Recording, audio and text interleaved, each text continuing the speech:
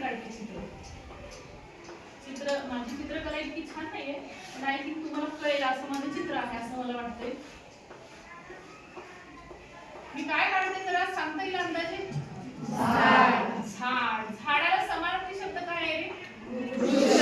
अरे वा, शाबास, हुशार आहे ती पोरं माझी. हे मी काय काढलेलं आहे? झाड काढलेलं आहे, चित्रामध्ये वृक्ष काढलेलं आहे. बरं जमलंय काय रे? झाड बरं जमलंय? शाबास शाबास, मला येते चित्र काढायला. आता मला सांगा, ह्या झाडाचे तुम्हाला काय काय फायदे आहेत किंवा झाड तुम्हाला काय देते? एक सांगा की असं का एकदम काय देतं झाड आपल्याला? ऑक्सिजन. ऑक्सिजन देतं. आणखी काय देते? फळं देतं झाड आपल्याला. फळं, सावली, आणखी फुले, आणखी लाकूड, आणखी औषध. शाबाश, औषध. आणखी काय देत असतं मला वाटते? बरीच सांगितले शब्द. शुद्ध हवा. ऑक्सिजन झाले की शुद्ध हवा. आणखी काय देतं झाड? चुकलं तर चुकू दे. काय देतं आणखी झाड? बरोबर, हे सगळं आपल्याला सावली देतं, फुलं, लाकूड, औषध, ऑक्सिजन, फळं. हे सगळं झाड आपल्याला देतं. हा, याच्या बदल्यात झाड आपल्याकडून काय घेतं रे? आपल्याकडून काय घेतं? तुमच्याकडून तुम्ही देता झाडाला कार्बन डायऑक्साइड. मग काय म्हणाले? कार्बन डायऑक्साइड घेतं. तुमच्याकडून झाड काय घेतं? हे झाड तुम्हाला देतं. त्याच्या बदल्यात झाड काय घेतं तुमच्याकडून? काहीच नाही. पाणी. आता जंगलातल्या झाडांना तुम्ही कुठे जाता पाणी घालायला? निसर्ग त्यांना पाणी देतो. आपण कुठल्या झाडाला पाणी घालतो? जे आपण लावलेली आहेत त्यांना पाणी देतो. मग तुम्ही म्हणा आम्ही झाडाला पाणी देतो म्हणून आम्हाला झाड फळं देतं. नाही, तुम्ही पाणी नाही दिलं तर जंगलातील झाडं वाढतच असतात. आपण जाणीवपूर्वक जी झाडं लावलेली असतात ती आपल्याला वाढवण्यासाठी पाणी द्यावं लागतं. हे सगळं देत असताना झाड आपल्याकडून काहीही घेत नाही. बघा, रस्त्याच्या कडेला चिंचेची झाडं वाढलेली असतात. आपण थांबून चिंचा पाडतो. बरोबर. चिंचा कशाला पाडतो? दगड तर झाडाला मारतो, झाडाला त्रास होतो, इजा होते. झाड सजीव आहे का निर्जीव आहे? सजीव आहे. म्हणजे झाडाला त्रास होतो. झाड म्हणतं काय? मला दगड मारू नको. तू मला दगड मारलास मी तुला चिंच अजिबात देणार नाही. तुमचा नेमका त्या चिंचेला लागला तर ती चिंच पडणार आहे खाली, ती चिंच तुम्ही घेणार आहे. म्हणजे झाडाला आपण मारलं, दगड मारला चिंचा पाडण्यासाठी, आंबे पाडण्यासाठी दगड मारली झाडाला, काठीनं बडवलं तर झाड तुमच्यावरती ओरडतं का? झाड आपल्यावरती ओरडत नाही. पण झाडाला त्रास होतो का नाही? म्हणजे आपण कितीही वेळा त्रास दिला तरीही झाड आपल्याला उलट बोलत नाही, आपल्याला त्रास देत नाही. आपण आंबे पाडल्यानंतर, म्हणजे आता पिकलेत, आंब्याचा सीझन नुकताच झाला, आंबे खाल्ले ना सगळ्यांनी छानपैकी मे महिन्याच्या सुट्टीमध्ये, तरी सगळ्यांचं ग्रॅममध्ये वजन वाढलेलं दिसतंय. झाडाला जेव्हा आपण दगड मारतो आंबे पाडण्यासाठी, पेरू पाडण्यासाठी, आवळे पाडण्यासाठी, चिंचा पाडण्यासाठी, रस्त्याने येताना जाताना असं एखादं झाड दिसलं, साहजिक आहे आपलं वय आहे की आपण ते पाडण्याचा प्रयत्न करतो आणि त्या झाडाला दगड मारतो, काठी मारतो. आपल्याला जर काठी मारली म्हणून आंबा खात असताना झाड असं म्हणतं का नाही आता तुला ते कडू लागणार आहे आंबा, कारण तुम्हाला दगड मारतात म्हणेल? नाही. एखाद्याला अत्यंत प्रेमानं वरती चढून व्यवस्थित आंबा तोडला तर त्यालाच फक्त आंबा गोड लागेल, आणि ज्याने दगड मारलेला आहे त्याला आंबा कडू लागेल. असं होणार आहे? म्हणजे जो कोणी दगड मारेल त्यालाही तो आंबा झाडाचा गोडच लागणार आहे. ज्या कोणी प्रेमानं तो आंबा तोडलेला आहे त्यालाही तो आंबा गोडच लागणार आहे. दोघांसाठी झाडाचा न्याय कसा आहे? समान आहे. आता तुम्ही सावली म्हणलेले, एखाद्या रस्त्याने जाणारा, चालत जाणारा माणूस असेल, बिचारा खूप थकला असेल आणि इथं बसला तर त्याला जी मिळणारी झाडाची सावली आहे, मिळणार आहे सावली बसलाय. शिवाय एखादा कोणीतरी चारचाकी मोठ्या गाडीतून निघालेला आहे, तो माणूस तिथं आला, तो या सावलीत बसला तर त्याला सुद्धा झाड सावली देणार आहे का नाही? आहे. म्हणजे एखादा गरीब माणूस बसलाय, जा रे तू फार गरीब आहेस मी तुला सावली देणार नाही असं झाड म्हणतं का रे? झाडाच्या सावलीत जो कोणी जाईल त्या प्रत्येकाला झाड समान सावली देतं. कासा श्रीमंताला जास्त सावली दिली, गार वारं एसी सारखं वाटतंय, आणि गरीबाला कमी सावली दिली झाडानं नाही. म्हणजे झाडाचा न्याय दोघांसाठी कसा आहे? समान. आता नुकतीच वटपौर्णिमा झाली की नाही? काय केलं रे वटपौर्णिमेला?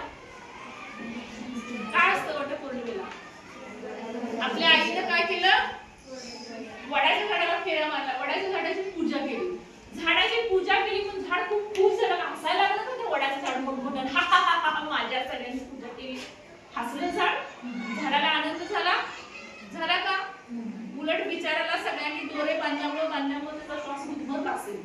वडाच्या झाडाचा किती जणांनी विचारलं, सात फेऱ्या मारल्या असेल, त्याचा जीव गुदमरला असेल. पण झाड म्हटलं का, ए मला जीव गुदमरायला लागलाय, दोरा गुंडाळू नका, म्हटलं का? नाही. किंवा आपण त्या वडाची झाडाची पूजा एवढ्या सन्मानाने केली, विधीपूर्वक केली, मग झाड खुश झालं का? म्हणजे त्याची पूजा केली तरीही त्याला त्याचं काय वाटतं का? नाही. त्याला कुणी दगड मारला तरी तो ओरडतो का? म्हणजे कुणी त्याचा अपमान करू दे, कुणी त्याला मारू दे. एखादा माणूस आला झाड तोडायला लागला, तोडता निम्म झाड तोडलं त्यानं आणि आता त्याला खूप कंटाळा आला, तर ह्या सावलीत बसायला लागला. तो इथंच बसणार, तो थोडा वेळ भाकरी खाणार आहे. झाड म्हणेल का, अरे मला तोडायला लागलायस, काय माणूस बेकार आहे, मी तुला अजिबात माझी सावली देणार नाही, निम्म मला तोडलंय, सगळं थोड्या वेळात मला पूर्ण तोडणार आहेस, तुम्ही कोसळून पडणार आहे, माझं अस्तित्व संपणार आहे, जा मी तुला सावली देत नाही म्हणेल. शेवटच्या क्षणापर्यंत झाड त्याला सावली देणार आहे. म्हणजे कुणी एखाद्या झाडावरती घाव घालायला आला, तोडायला आला, तरीही झाड त्याला काहीही म्हणत नाही, कुठलंही उत्तर देत नाही. कारण मान, अपमान, सन्मान, त्रास हे सगळं झाडासाठी सारखं, हे सगळं झाडासाठी सारखं. तसं आपण आहोत का रे? तसं आपण आहोत का?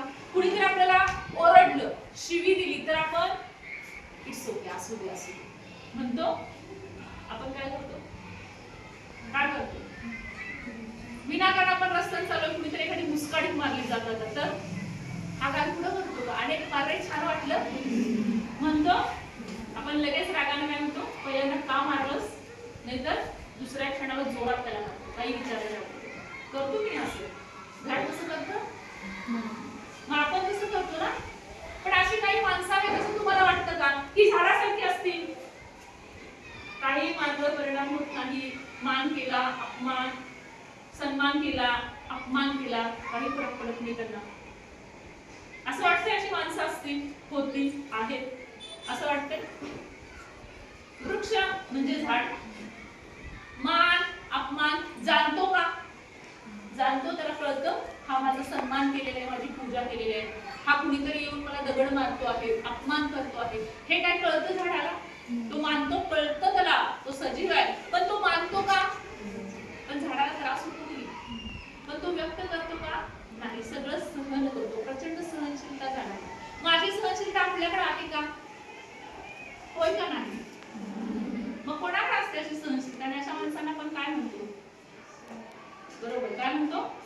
अशा माणसांना पण काय म्हणतो? संत म्हणतो. आणि मग संत जे जे बोलतात त्याला काय म्हटलं जातं? संतवाणी. संत बोलतात त्याला काय म्हटलं जातं? संतवाणी. मग अशीच एक नववीच्या पाठ्यपुस्तकातली पहिली संतवाणी आपण अभ्यासणार आहोत, ज्या संतवाणीचं नाव आहे जैसा वृक्ष नेणे. नेणे याचा अर्थ जाणत नाही. वृक्ष कोणती गोष्ट जाणत नाही आणि मग जैसा वृक्ष नेणे, जे वृक्ष जाणत नाही, असं मग संतांना या वृक्षाची उपमा का दिलेली आहे ते आपल्याला या संतवाणीमध्ये बघायचं आहे. ते आपल्याला संतवाणीमध्ये बघायचं. संतवाणीचं नाव आहे जैसा वृक्ष नेणे. कोणाची संतवाणी? संत नामदेव. संत नामदेव यांची ही पहिली संतवाणी आहे जी आपल्याला अभ्यासायची आहे. कुठली संतवाणी बघणार आहे आपण आता? जैसा म्हणजे जसा, वृक्ष म्हणजे नेणे म्हणजे जाणत नाही. नाहीतर कोणाला तरी माधुरी नेणे आठवेल. हा, माधुरी नेणे नव्हे, हा, नेणे म्हणजे जाणत नाही. वृक्ष कोणती गोष्ट जाणत नाही हे आपल्याला बघायचं आहे. आणि मग संत नामदेवांनी संतांना वृक्षाची उपमा का दिलेली आहे? नाव देणं, उपमा देणं म्हणजे त्यांची तुलना झाडाशी का केलेली आहे हे आपल्याला या संत वाणीमध्ये बघायचं. चला पुस्तक काढा, वही असेल तर वही काढा.